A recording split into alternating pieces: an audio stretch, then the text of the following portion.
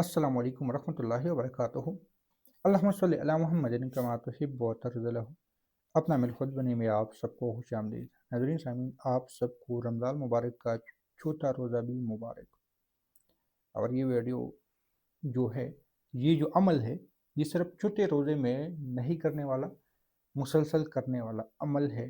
اور اگر میں یہ کہوں کہ ان عمل سے اللہ کے فضل و کرم سے میں بعض دفعہ لوگوں کے کام جو لیتا ہوں، ان میں یہ عمل بھی شامل ہے۔ یعنی کچھ لوگوں کے کام کے لیے میں حزب البحر اگر پڑھتا ہوں، کچھ لوگوں کے کام کے لیے میں سورہ مزمل پڑھتا ہوں، سورہ یاسین کا چلہ کرتا ہوں، تو کچھ لوگوں کے کام کے لیے میں یہ عمل بھی کرتا ہوں۔ یہ بات یاد رکھ لینا۔ اور یہ عمل میں نے پہلے کئی دفعہ بتائے ہیں، پہلے کئی دفعہ ترتیب سمجھائے ہیں اس کو، اور آج پھر یہ عمل آپ لوگوں کے سامنے رکھ رہا ہوں۔ تو یہ آپ لوگ کسی بھی وقت کر سکتے ہیں، پہلے رمضان کو بھی کر سکتے ہیں، دوسرے کو بھی کر سکتے ہیں، کیونکہ یہ ویڈیو ابھی 3 روزے تو گزر گئے ہیں، چوتھے روزے کو دن کو ریکارڈنگ کر رہا ہوں، تو آپ لوگ پھر اسی ٹائم سے بھی اس کو کر سکتے ہیں۔ یعنی یہ مسلسل کرنے والا عمل ہے۔ عمل یہ ہے کہ آپ لوگوں نے تہجد میں لازم بات ہے، اٹھنا رہتا ہے، تہجد کی نماز شاید پڑھتے ہوں گے، نہیں پڑھتے، تو اس عمل کی جو فضیلتیں ہیں سننے کے بعد میں امید کرتا ہوں کہ آپ لوگ پڑھنے لگ جائیں گے۔ 2 رکعت، یہ بات یاد رکھ لینا کہ جو تہجد کی نماز ہوتی ہے کم سے کم 4 ہوتی ہیں، یعنی دو دو کر کے 4 اور زیادہ سے زیادہ 12۔ صرف 2 عموماً علماء کا یہی رائے ہے کہ 2 نہیں پڑھ سکتے، یعنی دو بائی 2 ہی پڑھنے ہیں، لیکن صرف 2 رکعت کر کے پھر نماز چھوڑنا وہ نہیں ہو سکتا۔ تو آپ لوگ 2 اور پھر 2 یعنی 4 رکعتیں پڑھ لیں، 2 علیحدہ پڑھنی ہے، 2 رکعت کی نیت کرنا ہے، پھر 2 رکعت کی نیت کر دینی ہے۔ تہجد کی یہ ہوتی ہیں۔ اگر آپ کہتے ہو کہ میں 4 ہی نہیں کر سکتا، تو اگر 2 تو پھر صرف نماز نفل کی نیت کرنی ہے، لیکن ان میں کچھ اور نفل بھی بتاتا ہوں جو کہ میں ذاتی طور پہ بھی کرتا ہوں، اپنی ذاتی اعمال میں بھی میرے یہ شامل ہیں الحمدللہ۔ سب سے پہلے تسویۃ القلب، دل کی صفائی۔ دل کی صفائی یہ لفظ جو ہے، میں نیت رکھتا ہوں تسویۃ القلب کی، 2 رکعت نماز حاجت کی، 2 رکعت نماز پریشانی کی۔ اس طرح آپ لوگوں کی جو حاجت ہے، میں زیادہ تر تسویۃ القلب کی پڑھتا ہوں دل کی صفائی کے لیے۔ تسویۃ القلب سے مراد ہے دل کی صفائی۔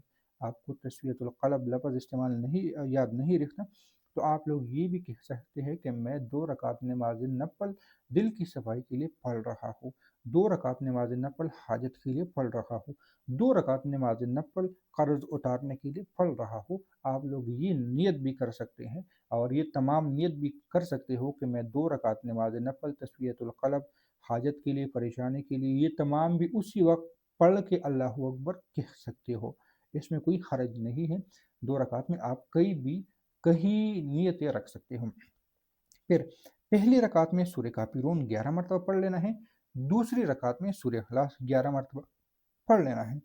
اس کے بعد میں نے جس طرح کہا کہ میں بڑے بڑے کاموں کے لیے ان اعمال کو استعمال کرتا ہوں، پریشانی ہے دستغیب کے لیے سب سے زبردست، سب سے پاورفل، میں جب 2019 میں دستغیب کے اعمال بتا رہا تھا، ان میں یہ ویڈیو سر فہرست تھی۔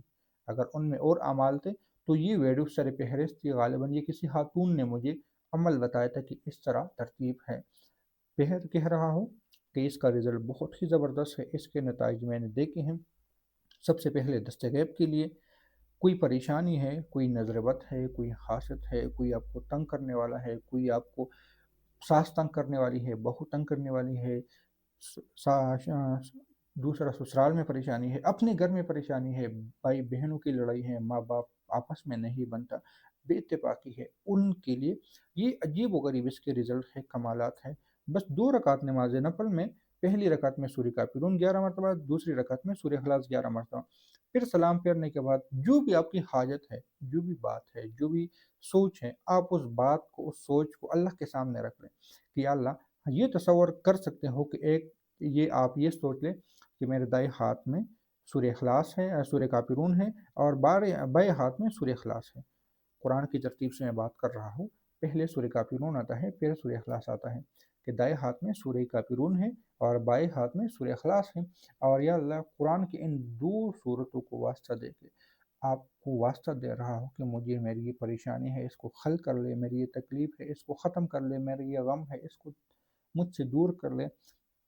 मुझे ये चीज़ चाहिए, मुझे ये चीज़ अता कर ले, मुझे इस चीज़ से परेशानी हो रही है, तकलीफ़ हो रहा है, गम दे रहा है, मुझे ये परेशानी दूर कर ले, ये गम मुझसे हटा ले, ये चीज़ मुझसे दूर कर ले।